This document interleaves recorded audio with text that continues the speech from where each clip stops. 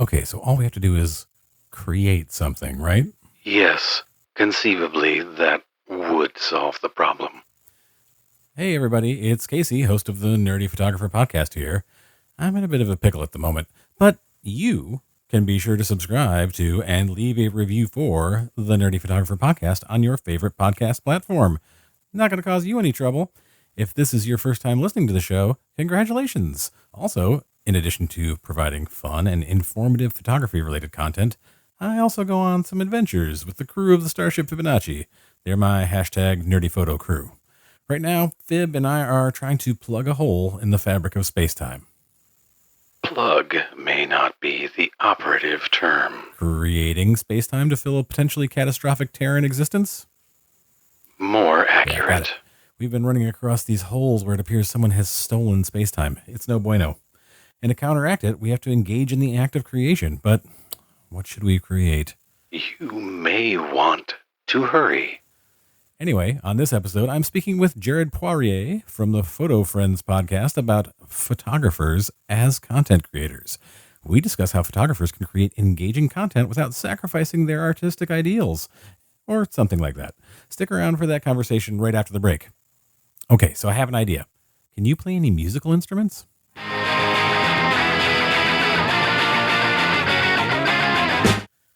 Hello there, Nerdy Photographer listeners. Do you have a website or do you need one? Well, let me tell you, you should be using SiteGround to host your website.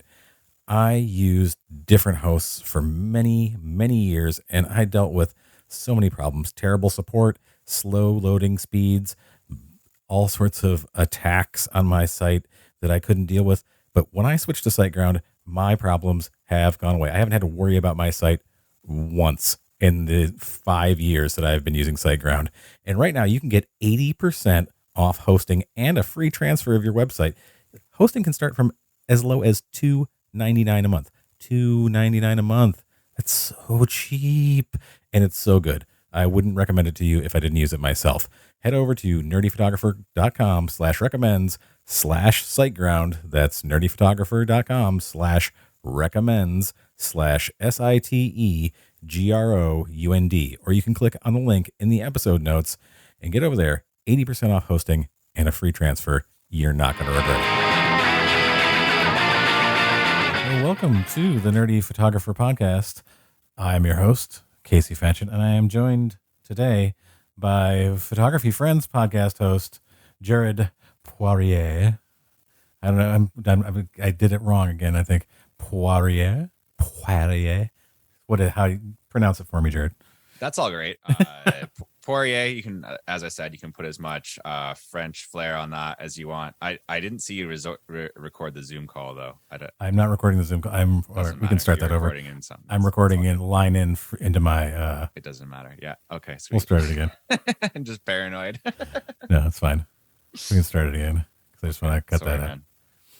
Hello, and welcome to the Nerdy Photographer Podcast. I am your host, Casey Fatchett, and I'm here today with host of the Photography Friends podcast, Jared Poirier. And before we get started, I'm going to roll the dice. We're going to do the dice breaker. And it's an 8, which means you have to answer a Q&A question. These are random Q&A photography-related questions that I have found from throughout the internet. Like there's okay, well, let's find a nice one. All right. I need to make a 12 by 18 print out of a 32 kilobyte JPEG file. Any ideas? It currently measures 3 inches by 9 inches at 72 pixels per inch.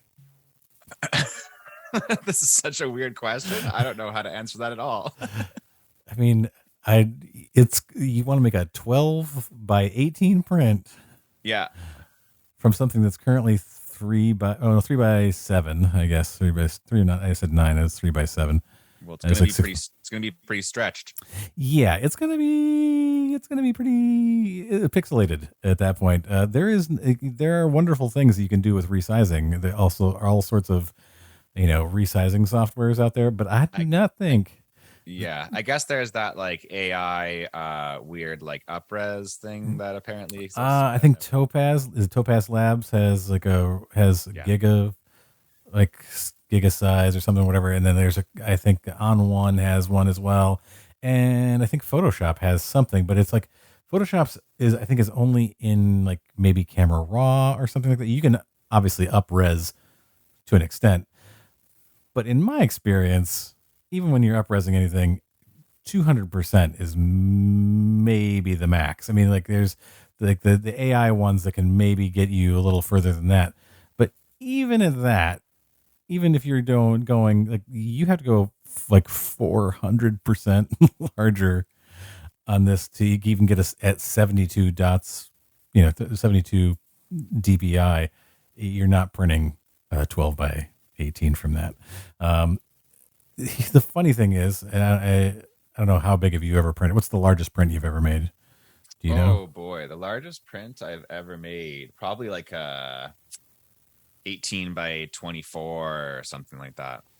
I had to print some stuff that was pretty big. It was like a big banner size stuff. And the thing is, the bigger things get, the less dots per inch you necessarily need because it's meant to be seen quite large. That's true. So if you're printing a billboard, you can print it like 100 or 72 DPI and people don't notice quite as much because it's really way, way blown up and you're looking from like 100 feet away. The problem is with a 12 by 18 print, you're not looking at it from, 100 yards to see what it looks like. You're gonna notice that the pixelation in that. I think that my suggestion would be go back and retake this photo. Yeah, I agree with that. But then that means you have to create the content yourself. Oh, see what I did there? Subtle. Yeah, it was a really good segue. It was really super silky smooth. Today we're going to talk about photographers being content creators. You sound like upset about how you have to be a content creator. Well, how do you feel about it? I mean, you go ahead. I have my feelings about it, but you're my guest, and I would like to hear your thoughts. Oh, I appreciate that. I am one of those weird people who like creating content. So I actually got into content creation before I got into photography. So I got into like learning how cameras work because I wanted to make content on YouTube, right? That was like the entire goal. So I don't really mind that, you're expected to make content as a photographer, but I would definitely say that the expectation to keep it up, especially if you have a few, like, maybe you do a few different types of things, Instagram, YouTube, podcasts, all that type of stuff, and maybe try to do it all weekly, it can get pretty overwhelming, I think, right? Even if you do enjoy it, because I do enjoy it. I think that where I have issues with it, and we'll get into more of this later, for things like nerdy photographer, I do not mind creating content. Like that's what this whole thing is about. It's about, having conversations with other photographers or people who can help photographers with like business stuff or whatever it is. So we're having that conversation and getting that information to people. I mean, it's content, and I think you find ways, and these are things we'll talk about as conversations go on, and you distribute it in different ways. But I don't have a problem with that. Where I do have an issue with the way that content creation is sort of taken over is in the ways that we reach clients for photography. When your business is about still images, and that's what you're selling in a way, and sometimes you're going on social media to promote yourself and promote your work, I think I don't think that it should solely be still images. I have thoughts on that there should be some content behind it for reasons I will explain in just a moment. But I think that the way the algorithms have changed, especially on Instagram, is that reels are the only thing anybody's going to see. You're not going to reach a new person without doing reels. Yeah. Yeah, I was going to say the exact same thing, like particularly with Instagram, that for photographers, it's not maybe the best platform, but there's also like maybe no alternative to that because no one's come up to the plate to say, okay, now we're gonna be the platform where photographers can share their images. Because you're absolutely right. Like if you make an image post these days, the most like myself I'll get is like maybe 50 likes on that or whatever, right? Yeah, I mean it's hard to even get like I don't know the percentages of people who see it. Like of your followers, it's down to like maybe 5% of my people like who follow me see a an still image post, and I just sit there and go like, what's the point? Why am I wasting my time posting this? And it's a matter of like they're pushing reels and video so much now that every video post is going to be a reel. Doesn't matter what the format is. They've and I don't know if this is like among the things they're going to maybe go back on, but like, because they sort of halted development on wherever they were going. But like the whole point was like every video that you post on Instagram is automatically going to be in the Reels category. So I don't know what that means going forward, but there is the part of me that feels like you should be putting out content that includes you, especially if you're a single like person, like a solopreneur or whatever, small business, single and ready to mingle. Yeah, I mean, people got to see who you are. You got to represent yourself. Small business, you should be doing reels to show who you are, because that's part of marketing yourself, and people will feel more comfortable hiring you seeing who you are, like they're seeing the face behind things. And I know a lot of photographers are sort of averse to that. Like I got into this to stay behind the camera. I didn't get into this because I wanted to be, on camera all the time. And I think it's something that's very hard for them to kind of come to grips with. I think that that should be a segment of it. I don't think it should be the only thing you can do to get attention from anyone.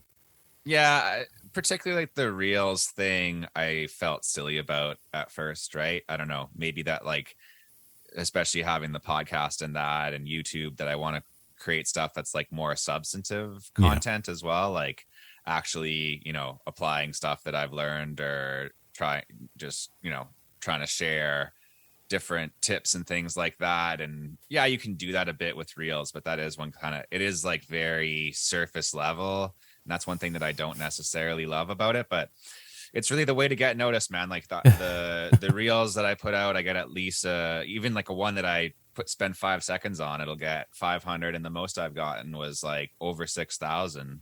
Sounds like a Dragon Ball Z reference. Over 6,000. I posted a reel and it was over 6,000.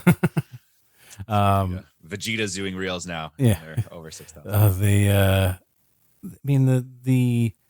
It's just the I don't know the sort of superficialness of reels, just because they're so quick.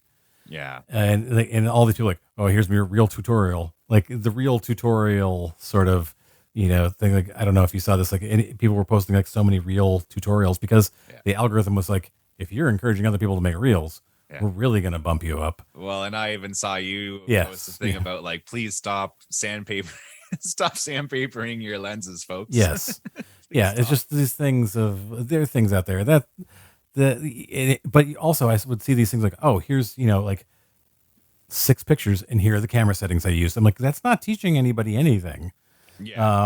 Those settings, that whole thing of like, here are my settings, not necessarily going to work in every situation. Like you need to understand how your camera works a little bit better, but it sort of just played into this I don't know, culture that has grown in social media of just like, hey, I need the content.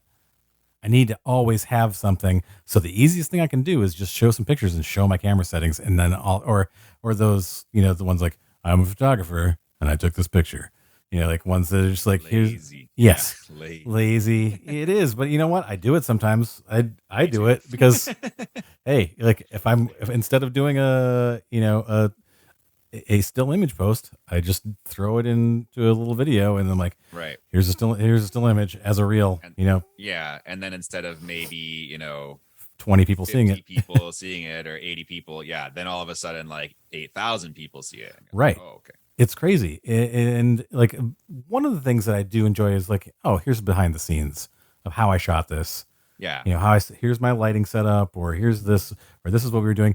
And then you actually show me the photo, because like the where I do find like there's the disingenuous crowd of like, that is not the behind the scenes of the photo that you just took, because you can see like the lighting's different. You can see that there's something else going on. And you're like, wait, this isn't why. Oh, you're just like doing a video so that you can make the behind the scenes. Okay, I get it.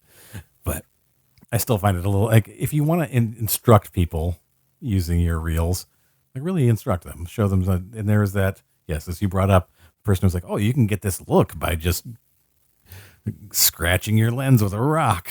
It's like, no, you can do that a bunch of other ways. But it's like this Photoshop filter. Yeah. Yeah. Or, put a UV filter on it and just smudge some Vaseline on there. Oh, hey, totally non-destructive way to do that. That's how they used to do it in, the old Hollywood days. They just smudge a little Vaseline on there. And, then you can, change things and go back and not have a scratched up lens. But it's this desire to have content. People think like, oh, I got to come up with something new and whatever the next viral thing, instead of let's have something that's actually has, what is the word that I'm thinking for? Like weight to it, or purpose. What is the word I'm thinking of? I don't know. Maybe it'll come to me. Gravitas. Yes, like something. Well, but like you're just substance. Right? Yeah, substance, matter. We make it matter. Like it's yeah. Instead of just like throwing things out there. And I think that that's what's become this. That is my only issue with content creation. I honestly like, do it if you love doing it. Great. Like I said, the Nerdy Photographer is totally about creating content for photographers. Like that is all it's about. It's not, I don't do, I was looking back at stuff. I'm like, wow, I really actually don't post a lot of my photography on my social media, but it's, when I do, it's usually like, this is how I did this, or it's a story about creating this, either the shoot or the photo. It's not necessarily just about the still image. And I'm assuming that since you went to the next level and actually like have a podcast and stuff, that you really enjoy creating content as well, right? Like that's got to be part. Yeah, I do. I really do enjoy it. And it's like, I've got a whole list sitting on my desk of like ideas for stuff that will help me. I mean, how do you go about creating content? You obviously, like you said, you got into this because from the opposite direction, you got into it to understand it, to create content. Yeah. A lot of it for me is like, I'm glad that you asked that question. That's an awesome question. A lot of it for me is like experience based, right? So it's nice because a lot of what I create just comes from my own experiences. So in my work, I'll learn something that I want to share, or I'll have some type of experience. Maybe something will go disastrously wrong. That's also a possibility.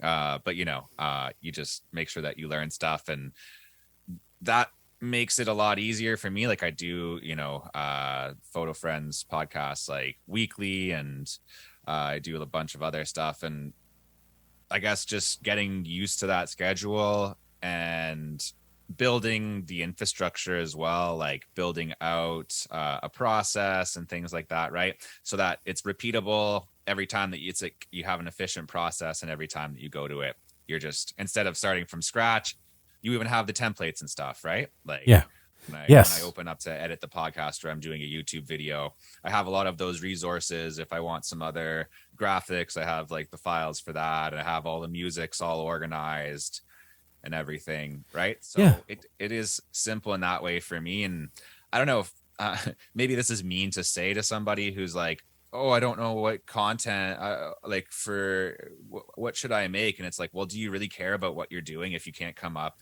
with something to say for, you know what I mean?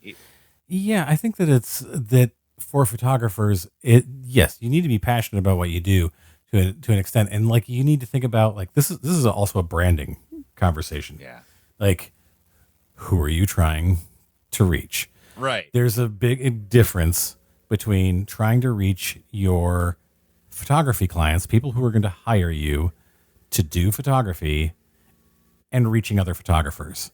And I think that's one of the biggest issues I have right, like going for many reasons. It's like a lot of people who are like, I'm just putting this out there for other photographers, and I've got like, 1,000, 90% of my followers are other photographers, you know, as opposed to, the people who are actually going to hire me to do the job, whatever the job I'm trying to do is.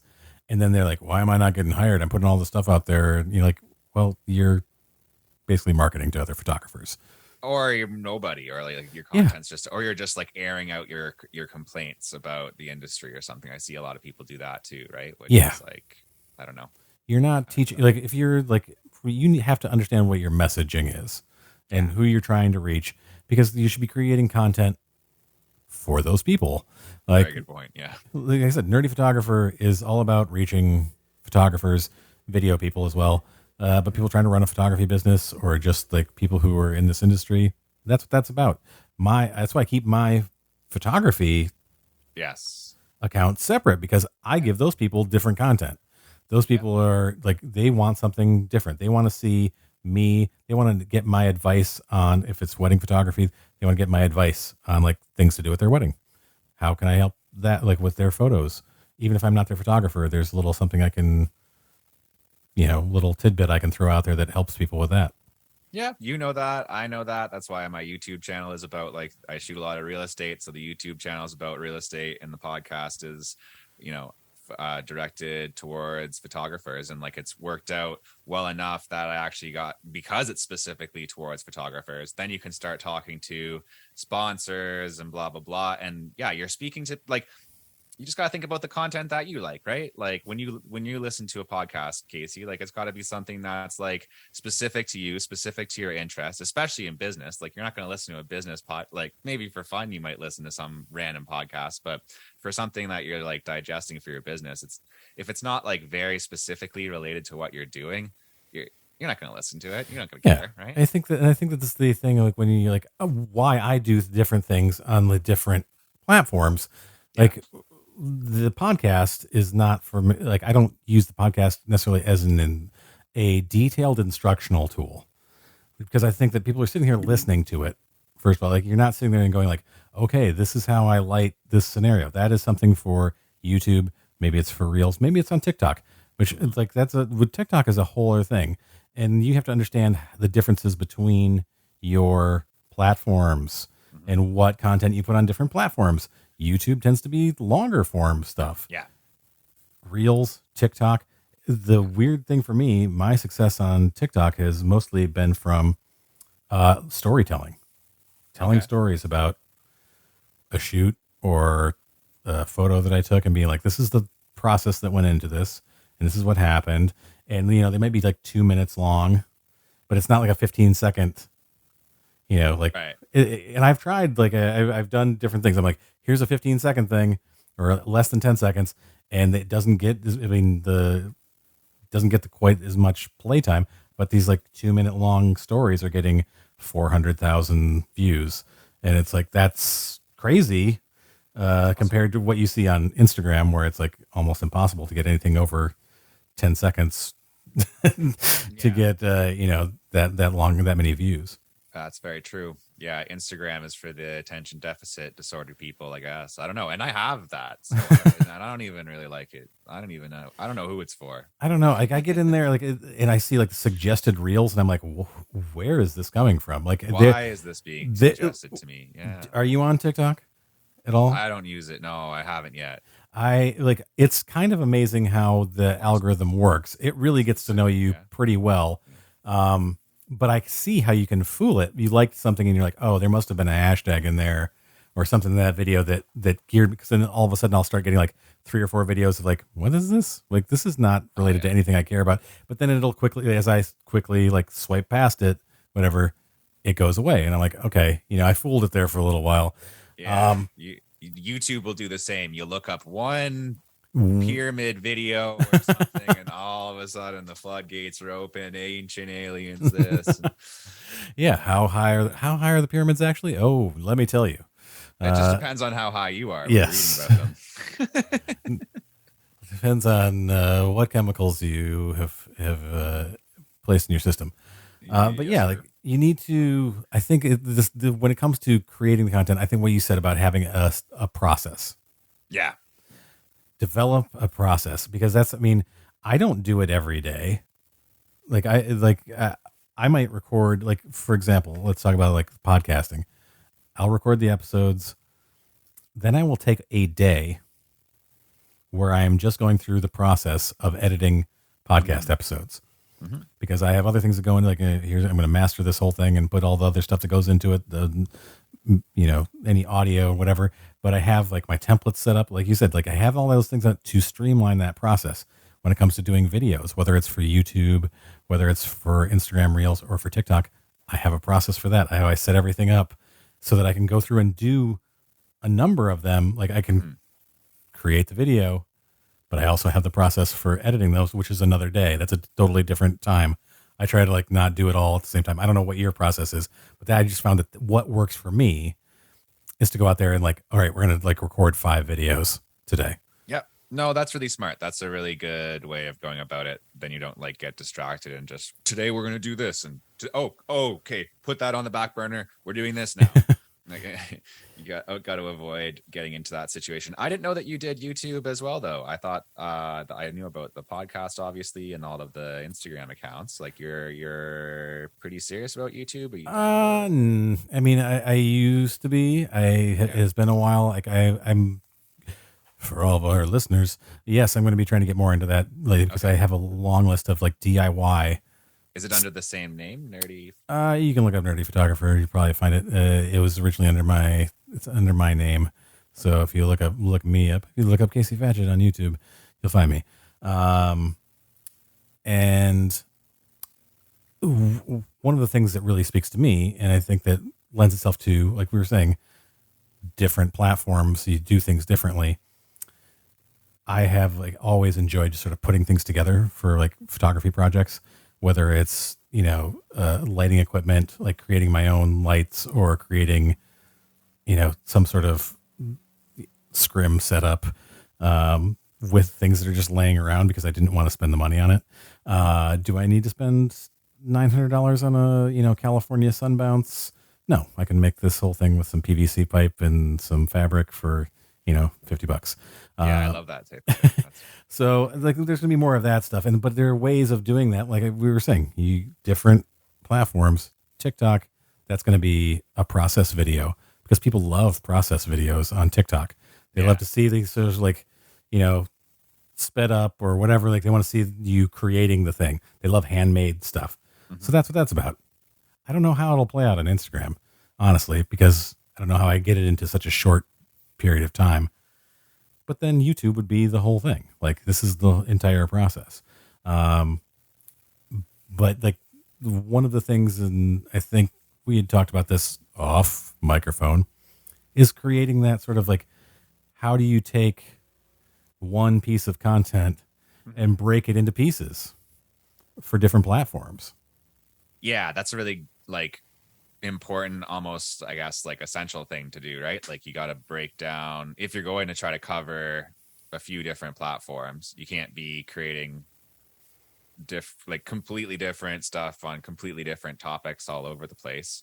I don't know. I do have a process for like reusing it if you want me to go in. Yeah, I mean, that's why you're here as a guest. Like, what's your process? I can definitely give you one tip. Like I'll talk about a few different things actually. So I do it a little bit weird, I guess, maybe backwards to how some people might think about doing it, because I'll do like my notes, I'll record a video because my notes will be like super point form. And then just naturally in the video, I'm going to expand on everything and, talk in complete sentences. So this is actually kind of a cool little thing that I figured out to make it way faster, because I want to turn that then into a blog post. YouTube, once you upload onto YouTube, it's automatically transcribed everything for you, right? It's a little bit shitty sometimes. It's not perfect. You might have to go through and fix a few different things, right? It'll screw up like your name and your business's name. And it'll screw up everything. As far as anything proper names, it does not really get. Yeah, but it works pretty like decently, and then you kind of take that and you can repurpose that into a blog post. similarly with like your podcast, right? You record a podcast, you can take your notes from that, make that into a blog post as well. Get help as well, right? Like if you're if you're really trying to like run a business and expand and that, like getting over being that control freak, you're trying to do every single thing yourself. Like if you can get either some freelance staff that is a little bit newer, they haven't been shooting and working and whatever quite as long, so they don't expect to be paid like the same amount as you and stuff like that. Even like I've even worked with interns, which is a whole nother thing maybe I'll get into on a different podcast. But yeah, definitely getting some help with stuff. And wait, you're saying that I could have someone else do some of the work? I know. What a weird concept that is. Yeah. But the thing is, even if you're going to do that, and I am the worst. I cannot delegate anything. You're not a delegator, right? I can't. I don't know why. It's a. You said you have attention deficit. I have obsessive compulsive. Yeah. To an extent, some of type of acronym. Yeah. On. Some whatever. It's the doctors are like, I don't know what HD is, but I got 80 of them. I don't know. It has to be done to a certain level of quality for me. And it has always been an issue there. And I'm better now at hiring people to work with me on projects. Mm-hmm. Like if they're shooting, doing stuff like that, or I might send out video editing to somebody. I'm much better at that than I am for something like this, for the podcast or for something. That's interesting. That's interesting to me because I'm the opposite. Because for the client stuff, I'm more precious about it. But then, I do. I mean, the editing, like I have to know that I trust that person. Yeah. It takes a while to get to a point where I can trust someone. Mm-hmm. But when it comes to things like this, it's so much like that is something they can learn my style. They can learn the style that my business, like here's like 20 wedding videos that we've done. So there's a style guide there, and like that's the thing. It's like, and that's if you're going to hire somebody, you need to create that. You need to create that sort of like, this is our style. This is how we do things. This is the voice that we use for, like if you're hiring somebody to do social media, or you're hiring somebody to edit your reels or whatever you're going to do, you need to get the voice down for especially if it's a business thing. And if it's you, for sure. I think the problem that I have more with this is so much my voice. Yeah. Yeah. It's hard for me to give that to somebody else and say like, hey, can you write this? But I do the same thing. That's interestingly enough that you're saying that you do. I do something very similar. I work out the outline for a topic. And like, here are the things we're going to talk about. And then I go like, hey, you know what? Each one of these, or maybe not all of them, are worthy of an Instagram post. Yeah. Maybe 2-3 of them are, where you get the tiny little snippet. As one of the best terms I ever heard for that stuff was like, if you have something that you want people to go to, whether it's a blog post or a YouTube video, that's the thing with Instagram, especially, and TikTok, they don't want people leaving their platform. Yeah. Facebook is the same way. I learned a little while ago that, don't post a link in a post on Facebook, post it in the first comment. Cause if you just post a video or you post image on Facebook, it'll reach way more people than if you post a link to something, right? Because they don't want people. They want like people uploading videos to Facebook and watching them there, and then they can get the ads. And whatever, yes, right? Yeah. Yes, they want people to stay on their platform, so they don't encourage anything. And Instagram, the same way, they want people to stay on there. So you need to create things that are going to be kind of encapsulated to themselves for Instagram and TikTok. Where you could have like a series. You can make a series out of something or whatever. Like, these are my series of XYZ tips about photography. Here's my series of camera settings that aren't going to be applicable to you. Absolutely. Here's just, here's some photos I took. Enjoy those. But the funny thing is, this is, I have rarely see, and maybe I'm just missing from this part of TikTok, I don't see a lot of people who like have great success posting still images on TikTok. Mm-hmm. There's always something else related to it. There's no like, here's just like a slideshow of photos that like gets 1 million views. It's always like dog photographers posting a video of them like playing with the dogs while they're like taking photos. And here's like 3 or 4 shots from that photo shoot. Or wildlife photographers. And they're like, you will never imagine what I got a shot of. And like, then they're actually showing video, like they're shooting video through their camera of the animal. And then they're taking stills, and you like get like a couple, like 1-2 stills at the end of this 30-second video. So there's not like a lot of just like, oh, here's my still images. And yeah, I think that's, like we said before, that's where a lot of photographers of my generation, older folks, are like, I don't want to do, I just want to take my still images and show my still images to people, and the photos speak for themselves. And then you hire me. Yeah, in a way, it's kind of leading to more creativity, like, I guess, in a sense, right? I would hope. Yeah, well, there's got to be more creativity behind how am I going to show, like, if the format itself is going to be more video based, then how do I still show like my skill set, which is photography? And then you have to kind of start thinking like creative ways of doing that. But it reminds me of the story I heard about this band, The Replacements, and like when music videos were like started to be a thing, like more important in the 90s and whatnot, right? As like MTV and Much Music and 80s, 90s. Yeah, probably more the 80s, I guess. Yeah, it's probably accurate. Because I was born in the 90s, I just assumed that nothing existed before that. I got here. Yeah. But yeah, they were basically like complaining about the fact that they had to make music videos, right? Which now we just accept. We're like, every music artist obviously has to make music videos. What are you talking about? For them, it was like, oh, I don't want to do that. And just kind of reminded me like, yeah, that's always people's mentality. Artists especially, we want to focus on the thing that we do, right? Focus on the art. I don't want to spend a bunch of time making these stupid reels. Like, I want to spend my time shooting photos. But to get clients, the reality is, right, like right, content thing, like we said, you have to know where, like, what's going to reach people. Like your still image, like we said, there's no way it's reaching anyone like anymore, especially on Instagram.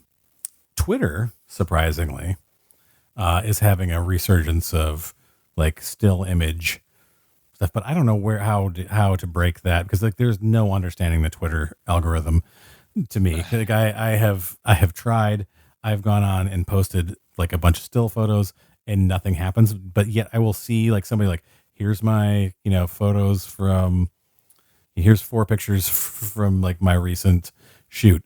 And it's got like, and this person has like 300 followers, and it'll have like 6,000 retweets, because somehow the Instagram or the Twitter algorithm has picked it up, and just like people just see it. I don't know why. There's no hashtag. There's no nothing. It just says like, here are some, recent pictures that I took. And I thought you had to go and say like obscene political opinions. I thought that's how you got ahead on Twitter. I mean, that's a whole other side of Twitter, but it's a photography Twitter. Like, interestingly enough, has been, like there's been a resurgence there of still image posts, and good to know. But there's no rhyme nor reason as to how. Yeah, it gets. That's a big problem that I had with YouTube, which is why I don't put, like, honestly, like, Casey, these days, the main thing that I put the most effort into is my podcast, right? Like, the other stuff, like, I still like doing it in that.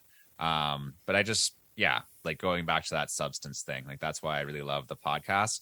And like YouTube, just that algorithm, right? Like, it's impenetrable. It changes every week. And how do you keep like this type? One day, unboxing videos are the hot shit. Then it's vlogs. Yeah.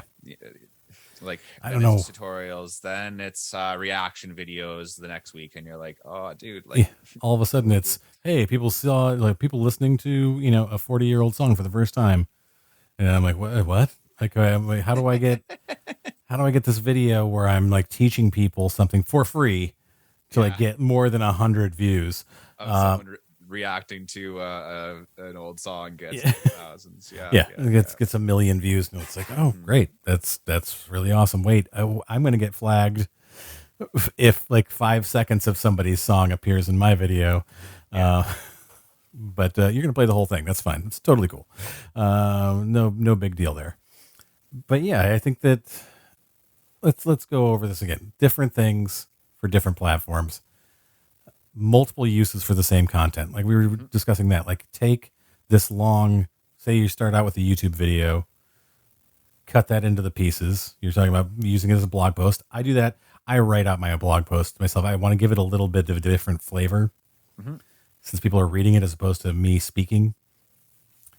But then you can repurpose that amongst that same video. Just cut it down. Find the digestible nuggets. That's the term I was trying to think of earlier. Was like it was one of the best marketing things for any social media platform, whatever it is. Like YouTube tends to like prefer longer stuff because they want to keep you again on their platform for longer. But things like Instagram, Twitter, TikTok, find the easily digestible nugget in what you're talking about. And it's maybe the thing that leads people to wanting to learn more about you or what you're talking about. So maybe they'll go and check out. The chances of them clicking on the link in your bio may be slim, but it's more often if you find the one piece of something that's really interesting. It's not clickbaity or hook so much in that it's like the really interesting thing that you're talking about. It's not like you're never going to believe what happens next and then not showing it to get people to like go somewhere else. But it's this is a message. This is the message, and this is what we're trying to just like to get through to you. And here's like this really easily 15-second packaged thing that you can enjoy, or maybe 30 seconds if you think people can pay attention for that long. Yeah. And then you break those pieces out of that longer video that you did. For sure. And keep in mind like why you're doing it. That's the other like really important thing, I think, like thinking back on everything that we've talked about today. Just staying focused on those goals and having goals in mind as well. Having the biggest thing, man, the biggest thing I'll always argue with people, like even people that I work for, is like, we need to make this targeted. We need to focus this on something. Yeah. I mean, I had a client that I just did some video work for, and we're in two different things. Like one is kind of instructional. It was like a longer video. So do you have some longer things? But that has to take place after these very short videos that sort of like get people interested in your product or your service, like what that you provide. Then they come and like watch this longer thing. Like, I know you really would love to talk about the topic, but you got to get the people interested in the topic first. So let's, do these things that, like, yes, like that they agree with you on a certain level. And that's I think a lot of the things, like when you're trying to reach, whether it's a potential client or whether like you're talking to other photographers and trying to create a community of people, of like-minded people, it's like you have to create those connections with someone. Whether if it's a client, you're trying to create an emotional connection because people buy with emotions more than logic ever. So that's what your content needs to really kind of like getting to know you. Maybe it's like they're connecting with you, the business owner, on that emotional level, like, oh, this person really gets me. Which is the same, I think, why you switch gears and why so many photographers, I think, this fall to this, like, I'm just making stuff for photographers. Yeah. Is because they know how to talk to photographers. Yeah. They know what photographers want to see, and they like the feedback of getting a lot of likes. And comments. They're like, oh, look at all these other photographers commenting on stuff and commenting on this and like really enjoying the content that I'm putting out. But that doesn't equate to like clients hiring you.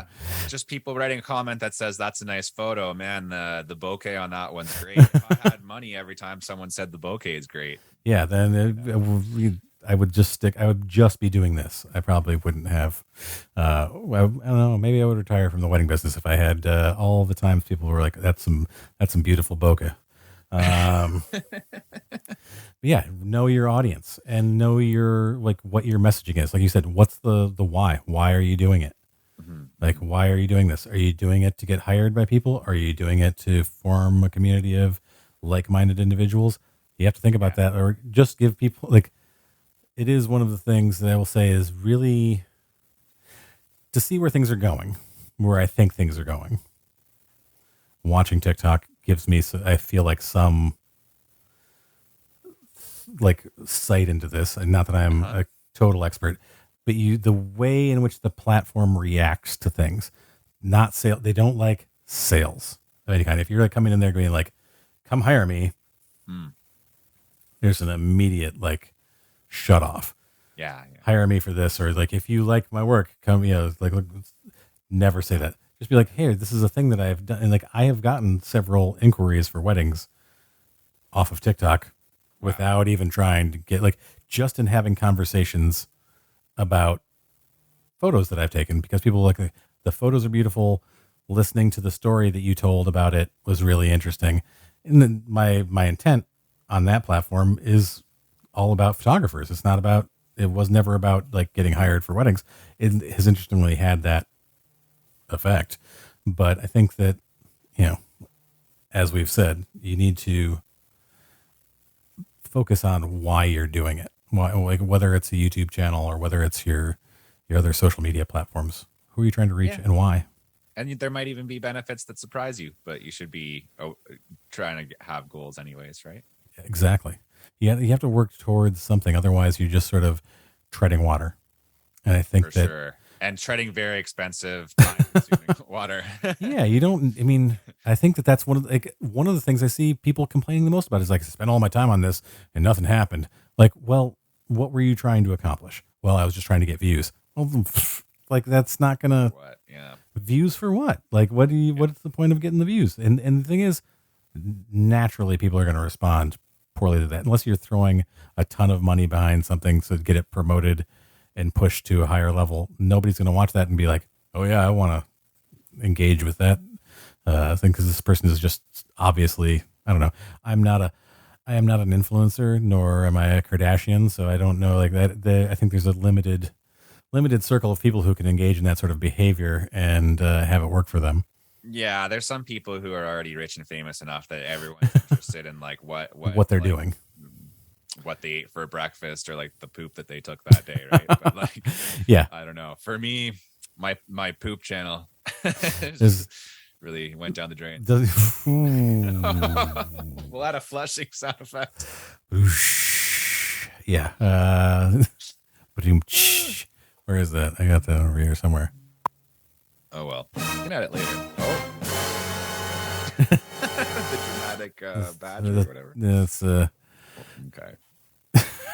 Yes, I'm sorry. You rendered me speechless with that one. That was I good. derailed the podcast. No, that's what I came here to do.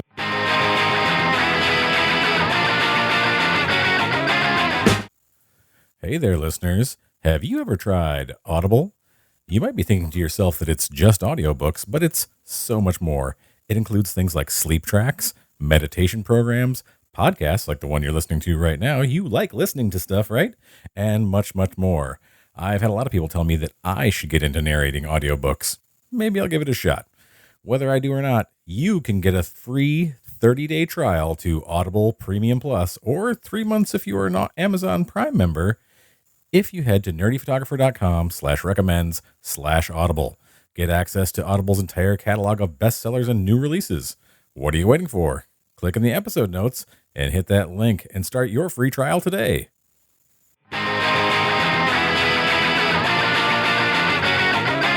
Hey. And now for my favorite part of the show. What's that say? Useless information. This is always death. Oh, I thought I had to bring the No. Oh, okay, did you bring some?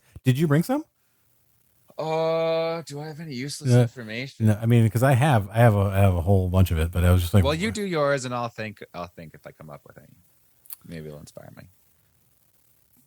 Did you know that Mulan, the Disney animated film, has the highest body count of any Disney character? Wow. She kills nearly 2,000 people. Mulan does? Yes. Holy smokes. Because she causes that avalanche. Yeah. The avalanche. Yeah, But she's also the first Disney princess to kill another character on screen. Ah. Well, that is actually very interesting and useless, but interesting. It is. And if I was Mulan in that situation, I'd say like, well, these guys were standing on the mountain. Like that's the avalanche happened to fall. They made their choice They could have moved. They could have not been invading my area of as well, right? Yeah, China. We would have been fine. Yeah. We could have been friends. Should have never messed with my dad or any of that. Jared, thank you for coming on. Thanks, Casey. Where can people find you? Where can they find you on the platforms and on the interwebs? Oh, I'm so glad that you asked. Wouldn't it be weird if I didn't have anything? If I did this whole episode, You'd be like, I got nothing. I didn't make any content. I got nothing. Sorry, you guys can't find me because I didn't make anything. Yep. Yeah, if you just go search my name on the internet, a bunch of stuff will come up. You can search for Jared Poirier. But the main thing that, if you guys listen to Casey's show, you probably like photography. You're probably into like weird sci-fi concepts and randomness. And you probably also like nerding out about photography and talking about like gear for hours on end and all that type of thing. So if you're into that, the Photography Friends podcast is wherever you find your podcasts. And apparently people listen to it on Overcast a lot. I saw that. Really? I don't even know what that is, but it's on there. Apparently I didn't put it on there. You can find it on Overcast. It's on Spotify, all places. It's in all the places. You just look it up. There's places I don't even know about it. It's on there.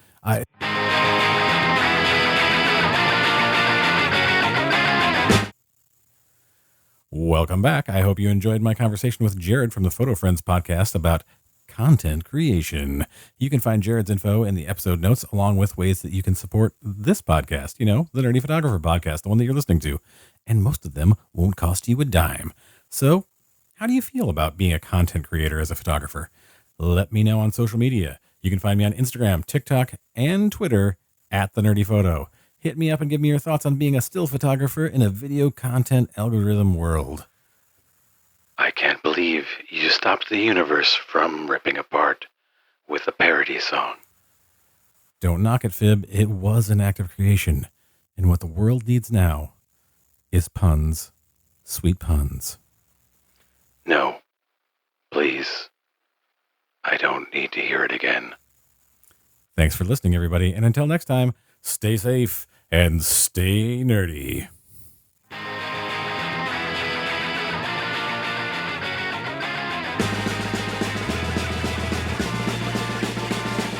Who's that coming back to town? You better start listening. Who's your heart been beating about? You better listen.